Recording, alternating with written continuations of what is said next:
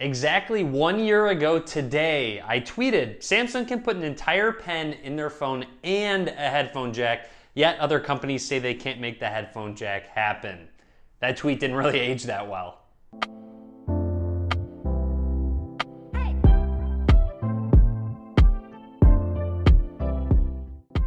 Hey everyone, Tim Schofield here. I have to give a shout out to Arc322X over in the tech Discord for bringing light to this old tweet that I had actually shared. So shout out to him. If you'd like to join our Discord, feel free to. I'll link to it down below. But yes, it's very true. Samsung recently announced the brand new Note 10 and Note 10 Plus, and neither of these devices have a headphone jack. Now, if you're looking for a reasoning behind it, Samsung says that they can increase the amount of battery that they will include in these devices, along with improving haptic feedback because there is one less hole in the device. Now, personally, I'm a little upset that there is no headphone jack. However, I'm actually a little surprised Samsung didn't decide to put the headphone jack in the Plus model and not the regular variant, because there's a decent amount of differences between the two that make the Plus model more enticing. To begin, the price difference, the Note 10 model starts at $949 and the Note 10 Plus will be $1,099. These are for the base models. Aside from the size difference, these phones are actually very similar in terms of design. One thing I noticed is that my middle finger rests on the power button on the Note 10.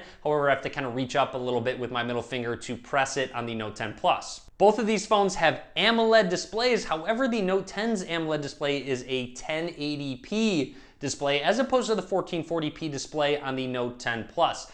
Now, when it comes to that, if they would have included a 90 hertz, a higher refresh rate on the 1080p display, I would have kind of excused it. However, on every past Note model, they have not bumped down to any 1080p display. So I think this is a little disheartening to Note customers, especially because with the Note series, I always expected the top of the line specs, the best of the best, and them dropping down to 1080p is kind of a slap in the face. Now, don't get me wrong, the 1080p display is still very good looking. Samsung has the best AMOLED displays on any phones out right now. And as you can see the difference, 6.3 inch versus 6.8 inch when you're consuming media. Definitely you want the larger display. However, of course, with one-handed use, the smaller phone is much easier to use. One thing I also noticed when going through the settings of these two phones was that you can't change the screen resolution on the Note 10. It's stuck at that 1080p, whereas on the Note 10 Plus, you can bump it down to 1080. You can also bump it down to 720. A little strange they didn't actually include that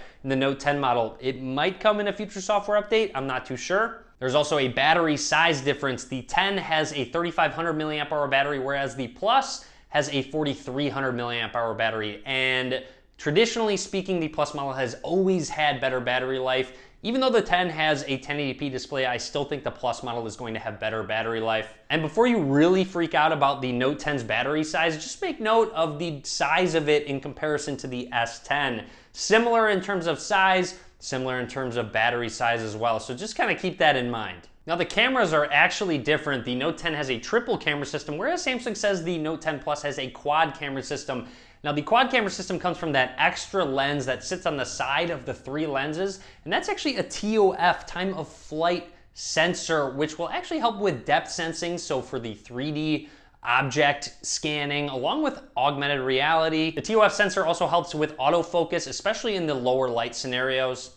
Now let's go back to what I'm talking about with the headphone jack and why I think they should have included it in the Plus model. So, of course, you get a bigger battery, you get a better screen resolution, you get an extra sensor in the camera, but you also get a micro SD card slot. And I think that's such a key thing that Samsung has always included. Headphone jack and micro SD card that a lot of manufacturers did away with a while ago. So the micro SD card slot is only available on the Plus variant. Now, in terms of specs, both have the Qualcomm Snapdragon 855 processor. However, the 10 has 8 gigs of RAM and the 10 Plus has 12 gigs of RAM. The 10 Plus also allows you to bump up from that base storage of 256 gigs to 512, whereas the 10 does not allow you to change that option. Now, believe it or not, there's one final difference between these two devices. Now, out of the box, you get a 25-watt charger, which is faster charging for these devices than any other Samsung phone on the market. However, with the Plus model, it supports up to 45 watts of charging, so even faster charging with the Plus model. However, you will have to purchase that adapter